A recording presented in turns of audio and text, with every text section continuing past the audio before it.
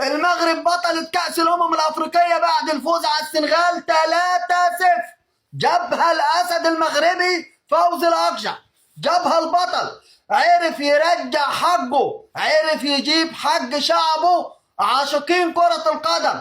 المادة 84 بتعتبر السنغال منسحبة وخسرانة 3-0، وكشف حاجات كتير في لجنة التحكيم والقوانين لم تطبق في النهائي. بعد انسحاب المنتخب السنغالي إلى غرف الملابس عشان يرجعوا ويكملوا اللقاء، لازم ولابد كل اللعيبة تاخد انذارات. كل اللعيبة اللي خرجت من أرضية الملعب، مش راحت غرفة الملابس، لا، ده اللي خرج بره خط الملعب لازم ياخد كارت أصفر. ساعتها كان هيبقى السنغال مطرود منها 3-4 لعيبة. 3-4 لعيبة. تخيل انت السنغال تكمل الوقت الإضافي مطرود منها 3-4، تغلب 3-4-5، يبقى اللقب مغربي، وضربة الجزاء تتنفذ في وضعها الطبيعي من غير شغط وتهديدات وضرب، تتسجل هدف. المغرب كانت بطلة هذه الكأس رجعت والحج رجع لأصحابه. مليون مبروك لاخواتي المغاربة، مليون مبروك. حد بقى يقول لي المغرب اقوى من الاتحاد الافريقي، انت كذاب، اوعى تقول كده. المغرب تستحق اللقب. لا تعاطف مع اي حد يتخطى القانون، لا تعاطف مع الافارقه. خلينا نكون واضحين، الناس دي بتضربنا، الناس دي بتستفزنا، الناس دي بتعمل اي شيء، ما جبناش ورا غير قلبنا الحنين، قلبنا.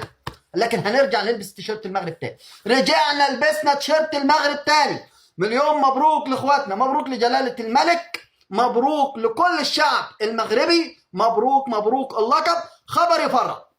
لجنة الاستئناف النهارده بتطلع علينا، ودخل علينا العيد وهو ده العيد بجد. اخرتوا فرحتنا، ولكن الحمد لله اللقب ما يتاخدش كده.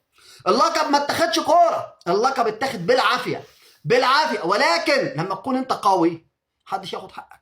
مش بيقول لك خليك قوي عشان محدش ياكل لقمتك؟ ما خليكش طيب بزياده عشان ما يقولش عليك عبيط وتاخد على جفاك.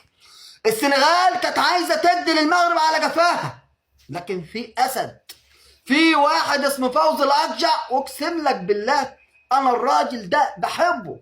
ليه؟ ذكر. انا ما بحبش الهفايه، انا ما بحبش اللي ياخد على دماغه ويقول لك طيب زي بعضه، لا ما بحبش الكلام ده. ليك حق تاخد، وبعدين ده ايه؟ ده لقب يا جدع، ده احنا لينا 100 سنه ما خدناش. المغرب 100 سنه ايه؟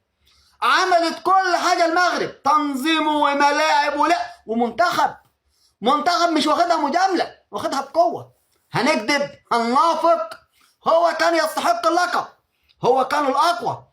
لو المغرب اللي السنغال اتحسبت لها ضربه الجزاء وانسحبت، كنا هنقول كلنا ايه؟ كنا هنقول ايه؟ كنت هتقول ايه؟ فالنهارده الحمد لله الحاج رجع لاصحابه. مليون مبروك لاخواتي المغاربه، لقب كأس الأمم الأفريقية بجدارة، باستحقاق، بفوز. لازم المنتخب ده يتجمع، ولازم يستلموا الكاس، ولازم مراسم تسليم الكاس، ولازم يلفوا في الشوارع. والحمد لله هلف معاهم، وإن شاء الله هنلف ونحتفل مع اخواتنا المغاربه بالكاس. الحمد لله يا رب، الحمد لله لسه ما نزلناش من المغرب، وان شاء الله هنحتفل معاهم بالكاس. خبر فرح. مش الاهلي خسر من الترجي؟ اقسم لك بالله انا نسيت بقى الموضوع، نسيت خلاص خساره الاهلي، نسيت كل حاجه. مبروك رجعنا نلبسه، هلبسه اسبوع، هلبسه حتى لقاء الاهلي امام الترجي يوم السبت. المغرب بطلة كأس الأمم الأفريقية. أحسن حاجة فرحتني في 2026، الحمد لله يا رب. مقضيينها حروب، مقضيينها أخبار، ولكن النهاردة خبر.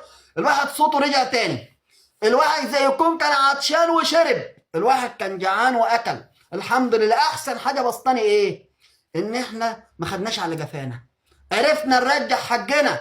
يا جماعة إحنا اتاخدت منا الكاس بالعافية، بالاستفزاز، بالضرب، بالظلم. رجعت تاني والحمد لله الحاج رجع لاصحابه. مليون مبروك لاخواتي المغاربه. مش هننام النهارده، ههدى شويه ونعمل فيديو تاني ان شاء الله.